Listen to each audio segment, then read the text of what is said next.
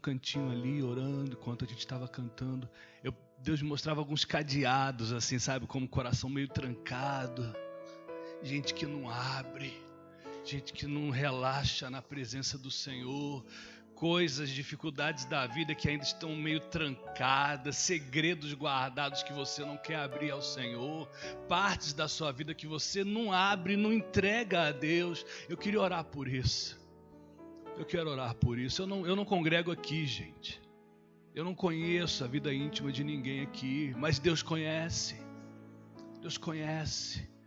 Ele conhece você da forma mais profunda possível e sabe, o Espírito sabe que você anda pilhado com um monte de coisas. Mas como Jesus diz a Maria, uma coisa só te importa. Uma coisa só. Nós temos muitos motivos que nos angustiam, mas o nosso renovo, a nossa força vem de um só, de Cristo. Eu quero orar. Eu quero orar, mas a minha oração, a nossa oração não tem valia se o coração não estiver aberto. Se o coração não estiver destrancado. Meu Deus, meu Pai Celestial. Nós não saímos da nossa casa para vir à Tua casa, Senhor, para brincar. Nós estamos aqui porque Te amamos, Senhor. Nós Te amamos, ó Deus. Entregamos a Ti, Senhor, a nossa vida. A nossa vida é Tua. Meu Deus, nós pedimos, Senhor, que nesta manhã o Senhor continue a ficar à vontade neste lugar, a alcançar os corações, a começar do meu, Senhor, a começar de mim, ó Pai. Vai quebrando, Pai, vai destruindo toda a armadilha do inimigo que coloca empecilhos, que não nos deixa andar na Tua presença, dúvidas, receios, preocupações, ó Pai, que nos tiram do foco, porque o foco é o Senhor, ó Deus. Mesmo na igreja há muitas situações complicadas, mas na Tua presença há paz de espírito, Senhor. E nós estamos aqui por Tua causa. Por Tua causa, Senhor. Abençoa Teus filhos esta manhã. Abençoa Teus filhos esta manhã. Que ninguém saia da Tua casa essa manhã sem a Tua bênção, ó Deus. Que o Teu Espírito possa tirar as escamas essa manhã. Que nos capacite, que nos encha de graça para fazer a Tua obra, Pai. Nós Te pedimos, ó Deus. Nós Te pedimos, e se Tu fizer, nós vamos Te dar toda a glória, Pai. Em nome de Jesus. Em nome de Jesus. Amém? Amém. Pode se sentar agora, descansa um pouquinho.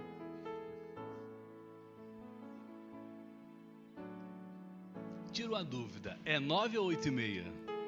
Ah, brincadeira, ninguém me avisou que era 8h30, me disseram que era 9. Poxa vida. Eu acho interessante como o Senhor faz as coisas, né? A nossa vida é muito... Hoje estava em casa tomando café e eu tive que deixar a Ana, né, minha filha, à noite vai estar aqui. Primeiro em Mesquita, porque ela dá aula lá, aí depois eu vim pra cá, mas com a cabeça 9 horas. Aí ela quebrou lá um prato, fez um estardalhaço danado, acordou Deus e o mundo, estava todo mundo dormindo. E aí atrasou mais ainda, e eu já aprendi faz alguns anos que realmente nenhum copo que cai e quebra acontece fora da vontade de Deus. De maneira muito sincera, a minha vida pertence ao Senhor. Já faz tempo que eu não me deixo levar por coisas assim, sabe? É um desafio, mas eu não faço mais isso. Eu falo assim, Senhor, por que esse copo quebrou? Isso vai atrasar tudo. Assim, filha, guarda, limpa, sempre que eu venho aqui, a Jacutinga, desde a época do Léo, eu vejo um povo, o povo daqui é a concor, é diferente. Não tem um povo igual ao povo da Jacutinga, não, porque o povo daqui é um povo guerreiro. É interessante. O povo daqui é um povo guerreiro, Mas eu não sei se é um povo que tem muito temor a Deus e às vezes não se lança tanto. Aí ele fica assim, sabe? Vou, não vou, faço, não faço. E eu vejo tanto potencial em vocês. De vez em quando eu converso com o Paulo, eu falo, Paulo, como é que tá lá? Aí ele fala, eu estou fazendo isso, estou fazendo aquilo. Se você se lançar, Deus vai te usar muito. Sabe, porque essa igreja não é grande, né? A igreja não é grande, é uma igreja pequena e existem coisas que só acontecem, algumas dinâmicas que são próprias de igreja pequena. Sabe, fui de igreja pequena durante muitos anos e é uma escola fantástica, fantástica. Igreja pequena é um negócio muito bom. Coisas que acontecem aqui que não são possíveis em mesquita, sabe? Não são possíveis. Por que você não aproveita e coloca os 2 pés logo na obra? O que aconteceu com você? E eu não estou falando de fazer, né, por exemplo, uma pregação, não. Mas você se colocar na presença de Deus e falar assim, Deus, o que o Senhor quiser eu faço. Sabe por quê? Porque enquanto nós não fazemos, isso eu aprendi desde o início. Vou falar de mim, enquanto o Daniel não se posicionar no lugar onde Deus o quer, não é Deus quem sofre, não é isso. São as pessoas que deixam de ser abençoadas. E o povo de Deus precisa ser abençoado. Mas para que o povo de Deus seja abençoado, eu tenho que estar na minha posição. Ah, Daniel, mas eu nunca tive tanta luta depois de que eu fiz essa decisão na minha vida. Quando eu falei assim, eis-me aqui, usa-me a mim, a minha vida fez assim, ó. Fez assim. Fez assim. Sabe por quê? O inimigo quer deixar você embolado com um monte de situações para que você perca o foco. Não permita isso. Eu nem preguei, a gente nem orou direito, mas eu gostaria de falar isso no início. Porque serviço na igreja sempre vai ter. Você sempre vai ter uma coisinha para fazer, uma cadeira para colocar no lugar, repor um material que está faltando, gravar alguma coisa, projetar outra. Essas coisas sempre vão ter. Mas e o seu coração para abençoar as pessoas? Onde é que está? Se o seu coração não estiver limpo para isso, os pequenos aborrecimentos, até na igreja, você sabe que isso acontece, né? Vamos falar baixinho para ninguém ouvir a gente. Vão consumir a sua alegria. Vão consumir. Não permita não.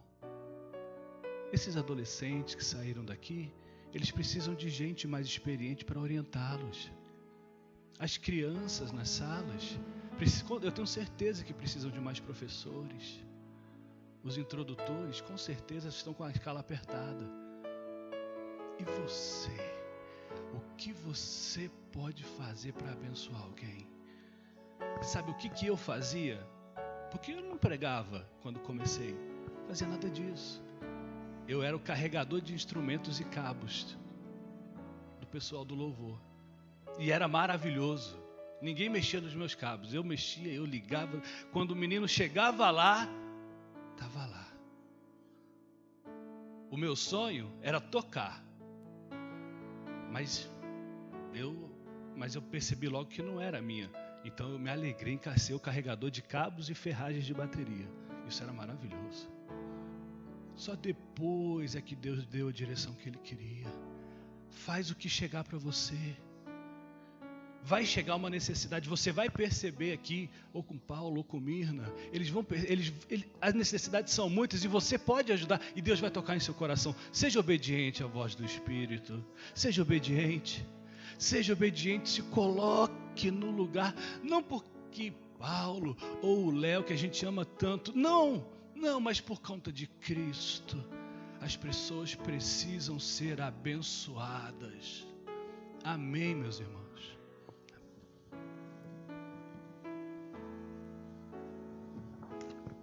Enquanto você abre, eu também vou abrir aqui a minha em Efésios, capítulo 3, verso 16. Vamos ler o 16 até o verso 19.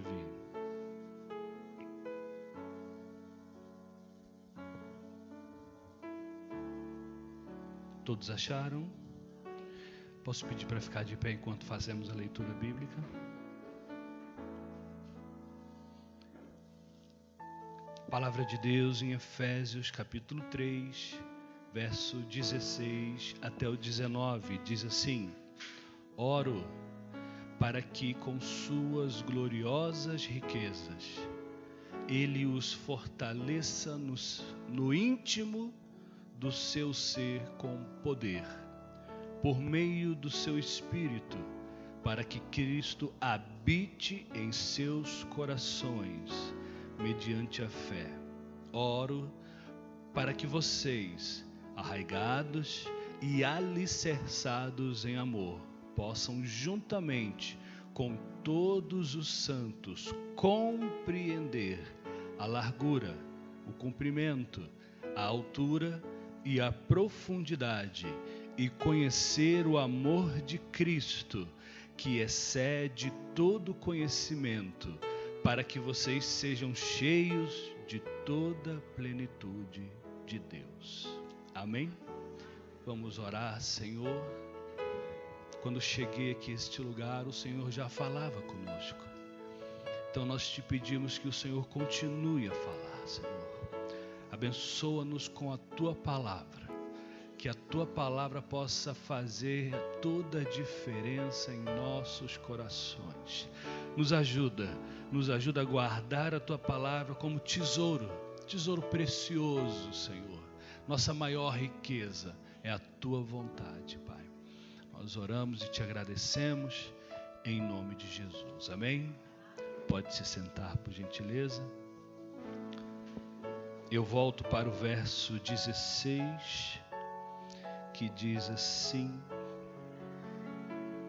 Oro para que com as suas gloriosas riquezas Ele os fortaleça.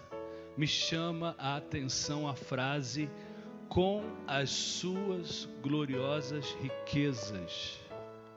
Muito bom. É interessante a forma como Paulo nos fala a respeito de Cristo, e ele usa uma expressão que parece o pessoal, eu não gosto muito de português, mas parece um superlativo repetido: gloriosas riquezas, né? Ele dá uma conotação de que Cristo possui grande riqueza, né? Tá falando aqui de valores, né? E essas riquezas não são riquezas terrenas, passageiras, são riquezas gloriosas. Primeiro ponto: essa gloriosa riqueza é o poder de Deus sobre as nossas vidas. Quando Paulo diz assim, suas gloriosas riquezas, ele está dizendo o seguinte: que Deus tem para mim e para você, meu irmão, minha irmã, um poder que é infinito. Isso é maravilhoso a gente perceber nas palavras de Paulo, porque essas gloriosas riquezas fortalecem o íntimo. Então isso quer dizer o seguinte, que quanto mais você buscar, mais Deus vai te dar. Quanto mais você pedir, mais respostas de Deus você terá. Deus, ele tem essas riquezas e esse poder de forma providencial e infinita para nós. Porque eventualmente, meus irmãos, nós somos acometidos de cansaço. A gente vive correndo, a gente vive trabalhando, a gente vive se aborrecendo, se desgastando. E a gente percebe nessa nossa correria, nesses nossos aborrecimentos rotineiros, que a nossa força é limitada. Mas eu quero dizer uma coisa para os irmãos: a de Deus não é. A de Deus não é.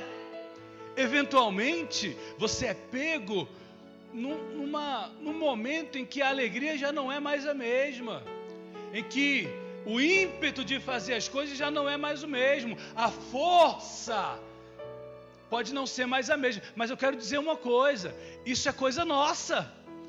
Deus não tem esse problema.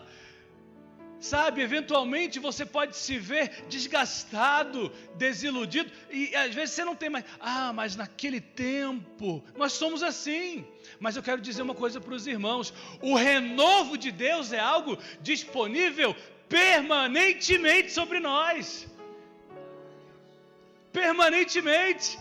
O poder de Deus para fazer as coisas está disponível para nós todo dia, meus irmãos. Por isso Paulo diz, suas gloriosas riquezas. E essas riquezas são gloriosas porque é o poder de Deus sobre nossas vidas. Zacarias 4:6. A palavra do Senhor diz assim, esta é a palavra do Senhor para Zorobabel, não por força, nem por violência, mas pelo meu Espírito, diz o Senhor dos Exércitos. Existem situações, e o profeta deixa isso muito claro aqui para nós, que não dependem da força humana, não depende do ímpeto humano. Existem coisas que são do Espírito, que é o Espírito quem faz. E é interessante quando ele diz isso, porque quando ele coloca dessa forma aqui, ele está dizendo que o poder do Espírito é muito maior do que o poder da nossa própria força. Às vezes, nós queremos resolver coisas espirituais com o nosso entendimento. Não é assim que acontece. Porque muitas vezes você vai perceber que tem luta que nós vamos entrar, vamos batalhar, vamos pelejar, vamos lá. Mas tem luta que é vencida no joelho, na oração, no clamor a Deus. Tem situações que quem luta é o Senhor, não somos nós. Então você precisa entender que alguns grilhões, inclusive do nosso coração, são quebrados pelo poder de Deus.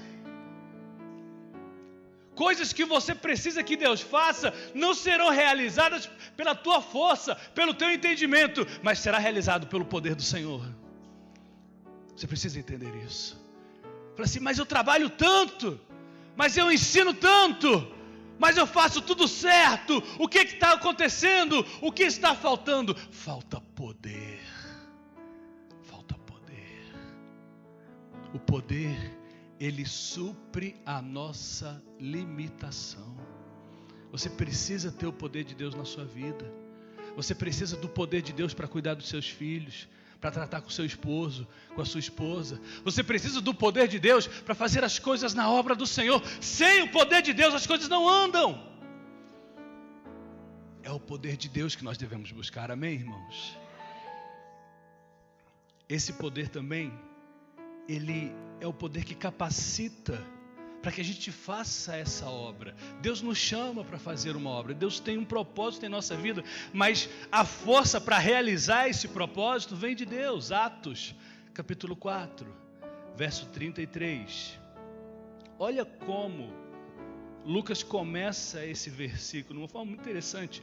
Com grande poder, os apóstolos continuavam a testemunhar da ressurreição do Senhor Jesus, e grandiosa graça estava sobre todos eles. Primeiro, com grande poder os apóstolos continuavam a testemunhar.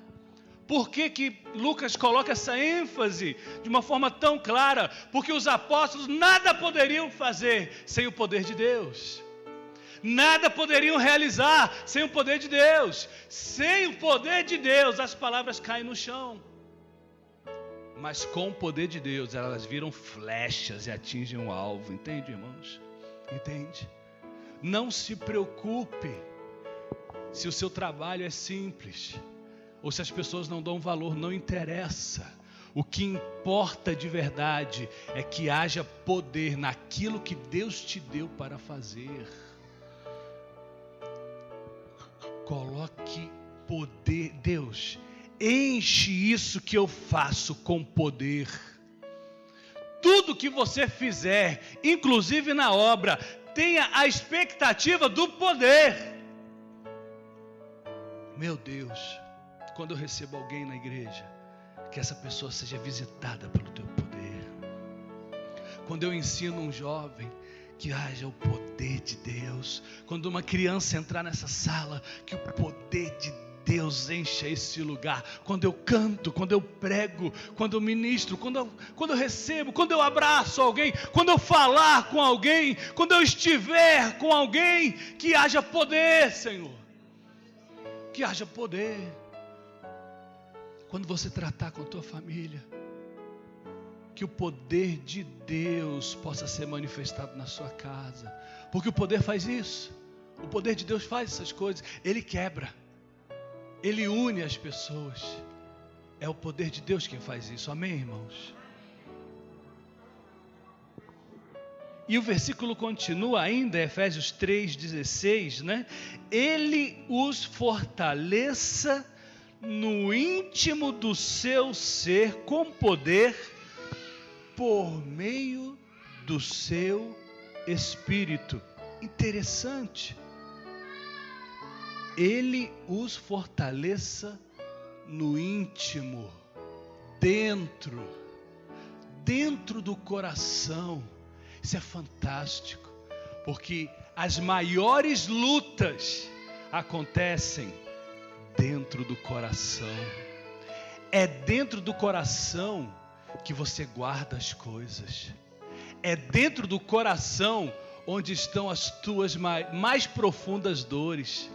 Você enterra no coração as decepções da vida. Você não fala com ninguém. Você não divide com ninguém. Mas você guarda lá no profundo do teu coração. Lá dentro de você. E é por isso que o apóstolo Paulo diz aqui que esse fortalecimento, ele não acontece em nenhum outro lugar antes de acontecer no coração. É aí que Deus quer tratar. Você acha que Deus quer tratar a tua esposa, o teu esposo, o teu filho, a tua filha, o teu patrão que é maluco, o seu colega de trabalho? Você acha que Deus tem que tratar teus amigos? Não! Deus quer tratar você no íntimo do seu coração. Porque você vive carregando para cá e para lá um monte de coisa aí dentro que Deus ainda não tratou. Deus quer tratar. Deus quer tratar. Enquanto Deus não tratar isso, você não vai ter uma vida espiritual saudável. Você precisa deixar Deus tratar isso aí. Ele fala de uma forma muito interessante. E ele os fortaleça no íntimo do seu ser. Esse fortalecimento é o poder de Deus para que você possa vencer as batalhas. Entenda, primeiro Deus capacita dentro de você, para depois você agir, entende? Não é uma ação que... Não, Deus primeiro vai curar você dentro. Deus primeiro vai mudar você dentro. Para depois que Deus mudar você, capacitar você, você vai agir de acordo com a vontade de Deus. Eu vejo muita gente querendo fazer as coisas para Deus, mas com um monte de coisas que precisam ser tratadas dentro primeiro. Dentro. Eu vou dizer uma coisa para você. Deus não quer usar ninguém quebrado. Deus quer curar você primeiro. Deus não está preocupado com a sua utilidade. Deus está preocupado com a sua salvação. Deus primeiro quer tratar você, para depois, em outro momento, usar você para a glória dele. Amém, irmãos? Entendemos isso? De que adiantaria para nós ganharmos o mundo inteiro, mas perder a alma? De que adiantaria você conquistar um monte de coisas em nome de Cristo, mas o seu coração ainda precisa ser tratado por Ele? Se você permitir que Deus trate seu coração, Ele vai te encher de poder para vencer as batalhas da vida. 2 Samuel 22, 40, diz assim: Tu me revestiste de força para a batalha, fizeste cair aos meus pés os meus adversários. Preste atenção. Primeiro Deus age no homem de Deus, para depois haverem consequências nas batalhas do homem de Deus. Homem e mulher de Deus precisa ser primeiro tratado no seu íntimo, para que depois ele vença as batalhas. Pergunte ao Senhor: Deus, o que o Senhor quer tratar comigo? Alguns de nós já sabemos, muitos de nós já sabemos, mas alguns carregam uma tristeza dentro de si e não sabem por que sente isso. Os anos vão se passando e aquela angústia vai se acumulando como uma pedrinha em cima de outra pedrinha. Uma pedrinha, e você nem sabe mais de onde veio tanta tristeza, de tanta coisa que está acumulada. Permita Deus tratar primeiro. Permita que Deus limpe primeiro. Permita que Deus desça a água do Espírito, que Ele possa lavar esse coração, para que depois sim, com o coração livre, sabe, irmãos, porque quando o coração não está livre, o nosso é como um óculos embaçado, a gente vê problema em tudo, tudo é complicado, tudo é difícil, tudo é pesaroso. A gente vê com os óculos do coração sempre, entenda isso. Quando o coração está bem, tudo é providência, mas quando está mal, tudo é tribulação. Entende? É o coração que precisa ser tratado, é o coração que precisa ser limpo, para que ele possa enxergar com a gente diz cosmovisão, né? Mas que a gente possa enxergar com a visão de Deus, não a nossa. Amém, irmãos? Capítulo 11 de Daniel, verso 32, diz que esse poder pode realizar proezas. É interessante, diz assim, Daniel 11, 32, com lisonjas, ou elogios, né? Corromperá aqueles que tiverem violado a aliança. Mas, olha só que interessante, o povo que conhece o seu Deus resistirá com firmeza. Entende isso? O povo que conhece, não é o povo que canta, não é o povo que prega, não é o povo que diz que serve a Deus, não, é o povo que conhece. A palavra bíblica para conhecer é intimidade. Quando fala assim, o esposo conheceu a sua esposa, ele fala de intimidade conjugal. O povo que tem intimidade com Deus vai resistir com firmeza. É o povo que conhece a Deus, que tem a Deus no seu íntimo, que chama a Deus à intimidade, que clama a Deus de maneira profunda e não de maneira geral. É o povo que anda com Deus de verdade. Não é o povo que diz, eu sou crente, eu vou na igreja. Não, é o povo que conhece Jesus no íntimo do seu ser. Eu sirvo a Cristo. Por quê, meus irmãos? Eu já falei isso aqui, né? Quando chegarmos lá naquele grande dia, Ele não vai perguntar quantos sermões foram pregados. Ele não vai perguntar quantas pessoas foram curadas. Ele não vai perguntar quantas coisas extraordinárias nós fizemos. Ele vai perguntar assim, acaso eu te conheço? Eu te conheço? Você andou comigo na terra dos viventes? Você abriu o seu coração para mim enquanto estava lá? Você abriu a sua vida, entregou a sua vida para mim. Eu conheço você. A nossa paga, meus irmãos, para fazermos a obra de Deus, e Deus sabe o sacrifício que nós fazemos para estarmos aqui. Deus conhece. O Senhor conhece. Porque nós temos 1001 motivos para não estarmos aqui. Mas porque conhecemos a Cristo, nosso Senhor, nosso remidor, estar aqui é o mínimo. É o mínimo. Ele me pede muito pouco pelo tanto que Ele já fez em minha vida. Como não poderia estar aqui? Como não poderia fazer e realizar a vontade de Deus? Eu faço de bom grado, porque o amor de Cristo me constrange. Ele me amou de tal maneira que o que poderei eu dar ao Senhor por todos os benefícios que Ele tem me concedido?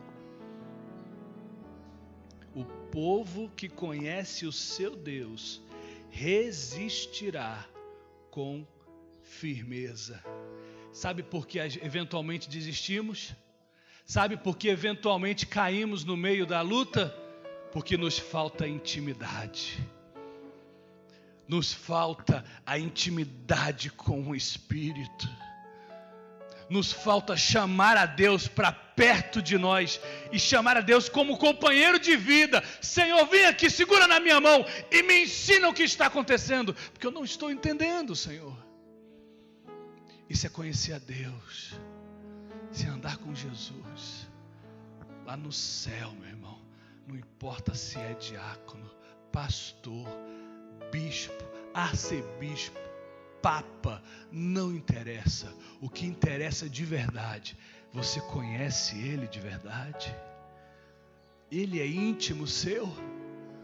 Você entregou o seu coração sem reserva? Que o conhecimento é intimidade, né? Conhecimento bíblico é intimidade. Assim, você entregou isso para Cristo? Ouvir a igreja é só um pedaço da sua vida. É só uma parte de um monte de coisas que você faz na vida. Não. Se for assim, acerte sua vida com Cristo. Chame para que Ele seja íntimo seu. Sabe? Isso faz toda a diferença. Isso faz toda a diferença. Porque eu sou de uma família que a primeira a se converter é minha mãe. Minha mãe não é nada. Minha mãe é uma irmã da igreja. Eu conheço pouca gente que tenha tanta intimidade com Deus como ela tem. É um negócio que me faz tremer. É um negócio que me faz ter temor de Deus. Porque o que sustenta a vida não é um título, sabe? Não, o que sustenta a vida mesmo é a intimidade que você tem com Deus. É isso. É isso. E se você cultivar essa intimidade, não só você será cheio da graça e do poder de Deus, mas a sua casa vai provar disso. A sua família vai provar do sacrifício de intimidade que você terá. Eles serão abençoados também. Pague o preço para que a glória de Deus seja abundante sobre sua casa. Amém?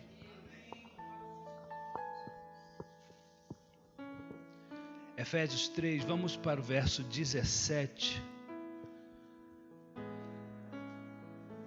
Para que habite em seus corações, mediante a fé. Para que Cristo habite em seus corações, mediante a fé. A gente acha que Jesus está no coração. Jesus está no meu coração, então vou sentir alegria. Isso, eventualmente você vai sentir alegria, mas nem sempre vai ter alegria. É como dizem lá fora, nem tudo são flores. A forma como Cristo habita no coração é a fé, não é a alegria, não é o alegria, regozijo, renovo, restauração são consequências da fé. Mas para que você viva com Cristo, Você precisa exercer a sua fé. E fé, irmãos, não é chegar aqui na frente e decretar a bênção. Eu abençoo em nome de Jesus. Não, fé é muito mais do que isso. Fé é simplesmente continuar na presença de Jesus. Fé é isso. A palavra fé, né? O hebraico antigo, o grego também tem essa conotação. É nada mais, nada menos que estar junto. Isso é fé. Fé é estar junto. Fé é a gente colocar os nossos pedidos aqui e não pararmos de orar até Deus atender. Isso é fé. Fé não é uma oração. Fé é orar a vida toda. Fé não é servir a Deus um dia. Fé é servir a Deus todos os dias. Fé não é vir à casa do Senhor num domingo. Fé é morar continuamente na presença de Deus. Fé é continuar fazendo a vontade de Deus, mesmo com as dificuldades. Isso é fé. Fé é simplesmente continuar. Isso é fé, irmãos. Isso é fé. Fé é simplesmente continuar a caminhada com Cristo. Isso é fé. É por isso que os nossos antigos, que servem a Deus há mais tempo, são tão grandes espiritualmente, porque eles simplesmente continuam. Vem a adversidade, eles continuam. Vem a alegria, eles continuam. Vem o luto, eles continuam na presença de Deus. Isso é fé. Fé não é resumido ao que você sente. Fé não pode ser aquilo que você acha. Fé é continuar a andar na presença de Cristo. Isso é fé. Isso é fé. Para que Cristo habite em seus corações mediante a fé. Lucas 18, verso 7, diz assim: acaso, olha só que palavra fantástica. Acaso Deus não fará justiça aos seus escolhidos que clamam a Ele dia e noite? Continuará fazendo esperar? Olha o que Jesus está dizendo. Jesus está dizendo assim, você acha que Deus não vai fazer justiça aos seus filhos? Você acha que Deus vai fazer os filhos dele esperar? Aí Jesus continua, eu lhes digo, Ele lhes fará justiça e fará depressa. Aí Jesus olha para os seus que estão ali ouvindo essa palavra maravilhosa. Ele olha no olho de cada um daquelas pessoas que estavam cercando e fala assim: contudo, quando o Filho do Homem vier, encontrará fé na terra? Interessante, né? Jesus está dizendo para um monte de gente que está perto dele assim: olha, Deus não vai fazer você esperar mais do que o suficiente. Fica firme. Fica firme. Deus vai atender o seu clamor. Fica firme. Fique firme, porque o dia da providência de Deus vai chegar. E é interessante que ele diz assim: quando eu chegar com a providência na mão, será que eu vou encontrar alguém com fé suficiente para receber? Porque eu vou chegar. Eu vou chegar. Quando eu chegar com a tua resposta na minha mão, será que eu vou encontrar você na posição para receber? Fique na posição, meu irmão. Fique na posição, minha irmã. Porque o Senhor já está providenciando a tua resposta. Fica na posição. Que Ele encontre você com o coração cheio de fé, Deus. Oh, Maranata, vem Jesus, estou aqui, Senhor, muitas lutas, mas eu estou aqui, Senhor. Deus vai te sustentar para que você receba. Não saia da presença do Senhor, não tome decisões sem antes consultar ao Senhor. Fique na posição que Deus plantou você, Ele vai te sustentar até chegar o dia. Amém, irmãos.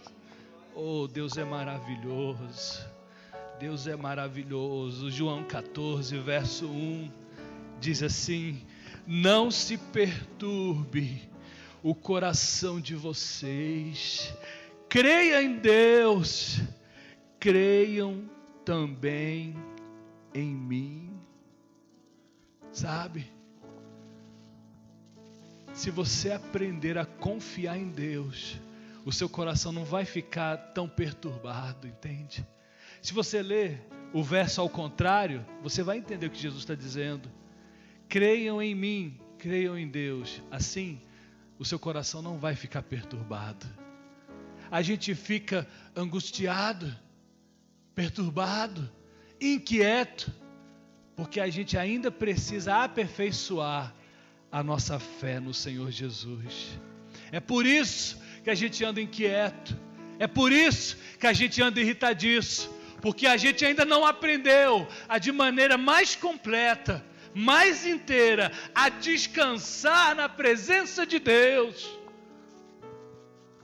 Deus é um Deus que providencia coisas, meus irmãos.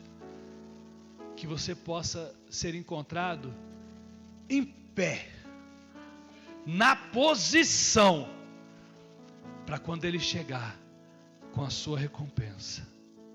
Amém. Amém. Eu quero orar.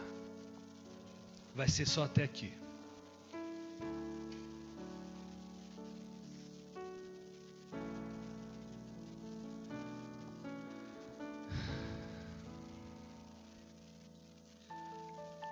Deus vai te usar muito ainda. Deus vai te usar muito ainda. Mas para isso, Ele tem algumas coisas aí a acertar no seu coração. Tem algumas coisas que Ele precisa curar dentro de você para poder te usar. Vamos ficar de pé, eu quero orar junto com você agora.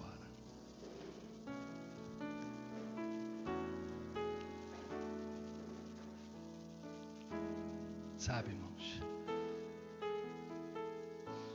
meu desejo é que Deus tire esse peso do seu peito.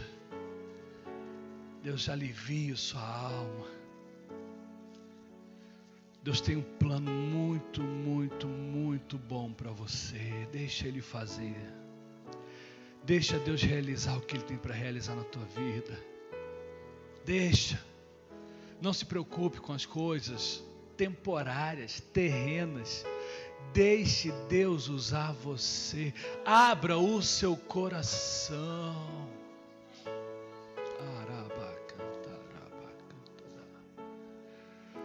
Oh Senhor, Deus, cura, Senhor, e limpa os nossos corações essa manhã, ó Pai. Enche o coração do teu povo com a tua graça e o teu poder, Espírito Santo de Deus.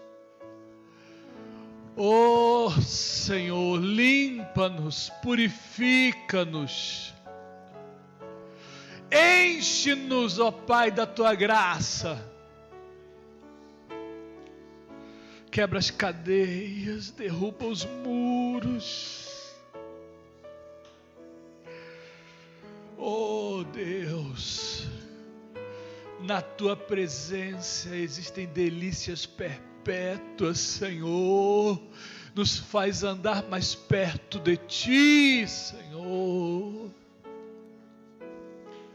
Para onde nós iríamos, Senhor, se só o Senhor tem a palavra de vida eterna? O nosso lugar é contigo.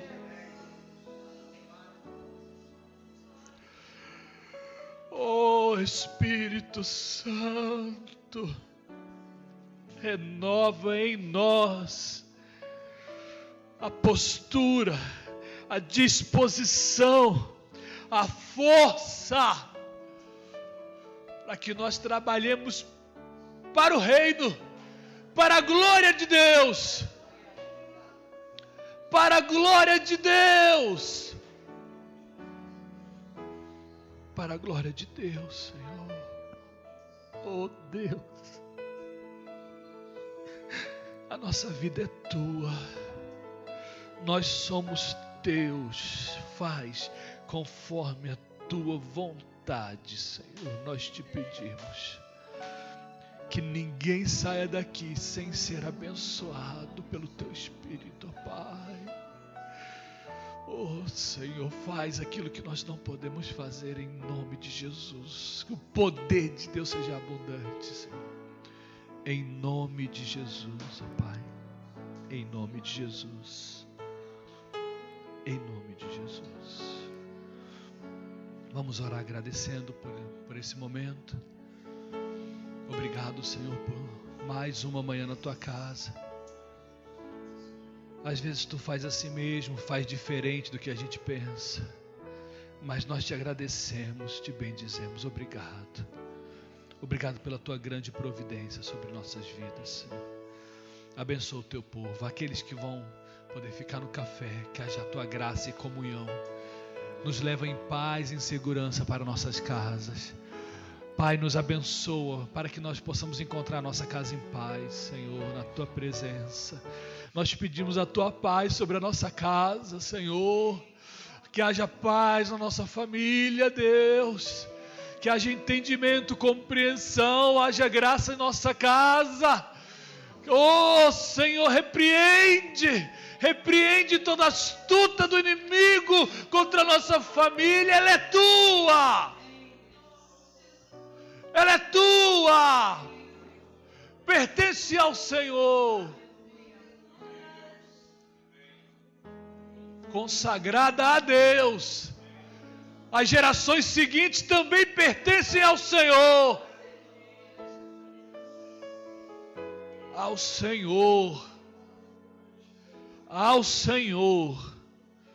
Nós oramos, Senhor, te agradecemos, te bendizemos em nome de Jesus. E a igreja diga amém. Que Deus abençoe, meus irmãos, em nome de Jesus. Estenda suas mãos. Que o amor de Deus, que a maravilhosa presença de Jesus Cristo, que o consolo, a graça, que o poder do Espírito Santo sejam abundantes sobre tua casa, sobre a tua vida, sobre a tua família, onde você estiver, para a glória de Deus. Em nome de Jesus nós oramos, em nome de Jesus nós abençoamos. Amém, Jesus. Amém. Que Deus abençoe, em nome de Jesus.